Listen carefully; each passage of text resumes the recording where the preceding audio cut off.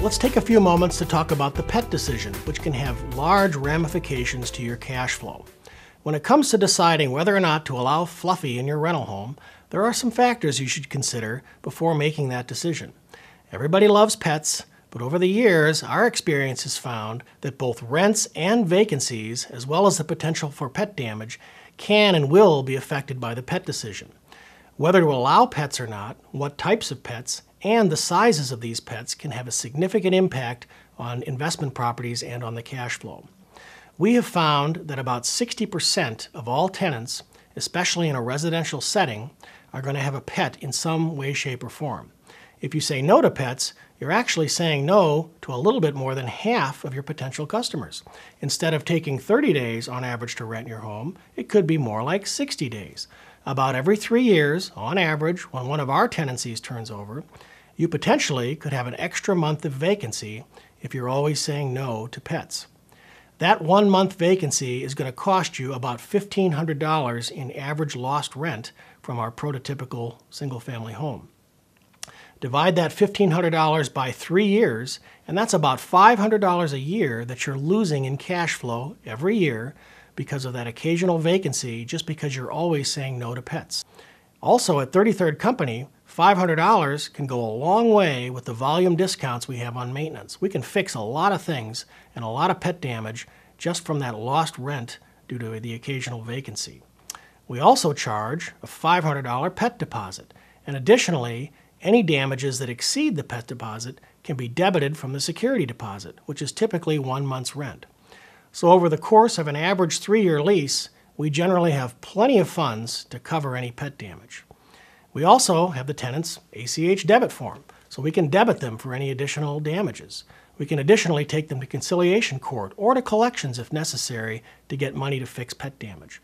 But one thing we can never fix is that lost rent due to that occasional vacancy if you're always saying no to pets. For these reasons, we recommend that you consider allowing pets, but that doesn't mean you want to allow all pets.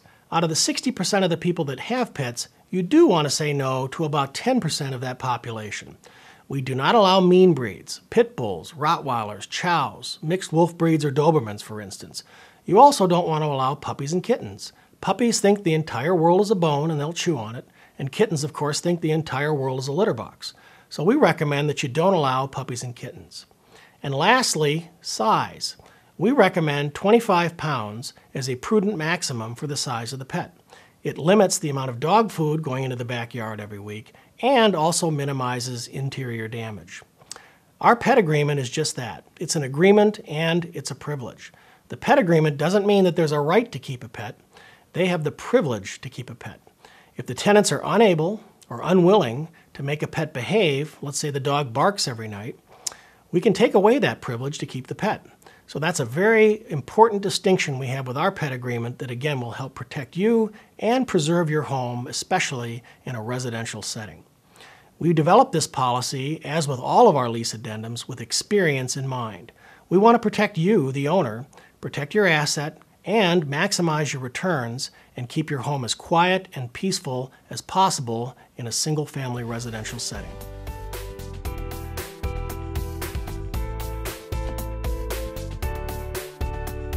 All right, let's talk about move-ins, move-outs, and transitions.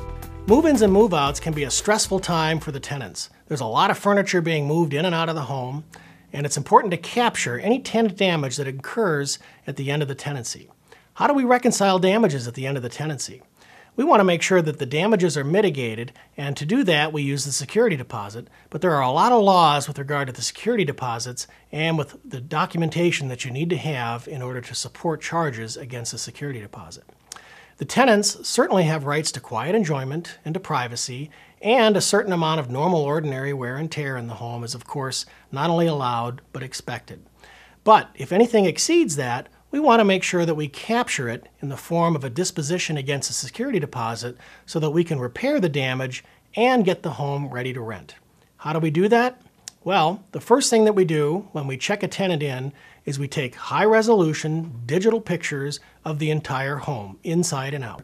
And we walk through the entire home to get a photo essay of everything. And that reflects the condition of the home at the time the tenants take possession. Guess what? Not good enough. We also want something else too. We also want something with a signature on it. So what do? We also require that the tenants fill out a move-in, move-out condition checklist. It's an exception report, and the form indicates that unless otherwise noted, the premises are clean, good working order, and undamaged. And we just note the exceptions. The tenants are going to mark down any scratches, marks, and dents on the form, and they're going to sign it at the bottom. Now we have two sets of court-supportable documentation that supports the condition of the home at move-in, so at the end of the tenancy, we have enough documentation so we can act if there are any discrepancies that may occur during the move-out. When we check tenants out of the home, we have our digital pictures, we have our move-in, move-out condition checklist, and the same property manager, schedule permitting, to check them in will check them out. We will have all of the recorded marks, scratches, and dents, and we're going to go through the property and we're going to do a survey to see if there is any other damage to the home that was not there when the tenants moved in. If there is damage that was there now, wasn't there before, we're going to assign one of our vendors. We'll pull out a vendor cost sheet, and we're going to look at it, and we're going to say, let's, for example, say there's a 6-inch hole in the wall. We're going to pull out our vendor cost sheet. Oh, that wasn't there before. 6-inch hole, patch and paint, $87. That's what we're going to charge the tenant. That's what we're going to write on the expense ledger on the move-out checklist. And that is what the tenants are going to be responsible for. If the tenant pushes back and says, well, I didn't do that, certainly we've got our move-in pictures and we can compare them. Well, here's the before picture, here's after, I'm not sure. What don't we get here? Oh, maybe it was my mover that did that, they might say. But $87 seems a little high for fixing a 6-inch hole in the drywall.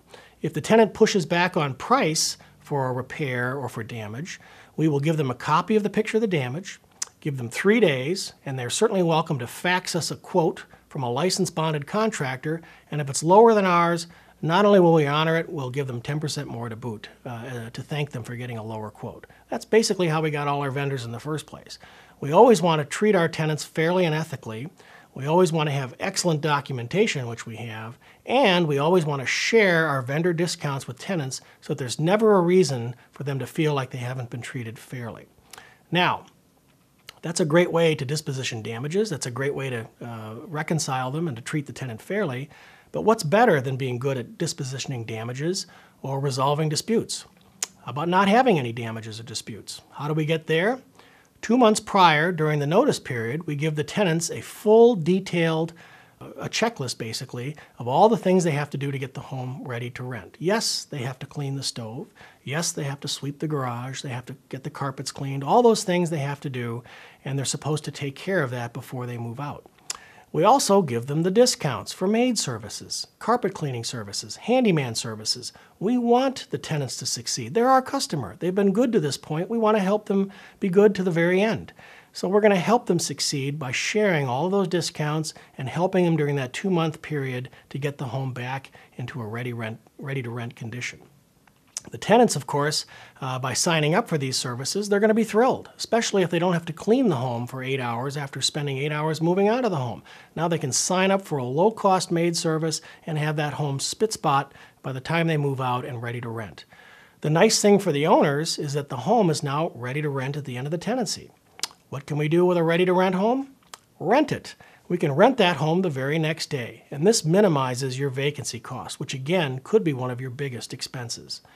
So now we can have new tenants moving in straight away. The owners are happy. The old tenants are thrilled because they didn't have to do any cleaning. The home is in great shape and it's been re-rented to another great set of incoming tenants. That is going to save money. It's going to make it a win-win situation for all of the parties involved. And there were no unexpected issues that were charged against the prior tenant's security deposit that would add to liability or dispute. And that makes them happy. This is how we create value for tenants, for owners, and for the properties, and it's considered an industry best practice which 33rd Company has developed.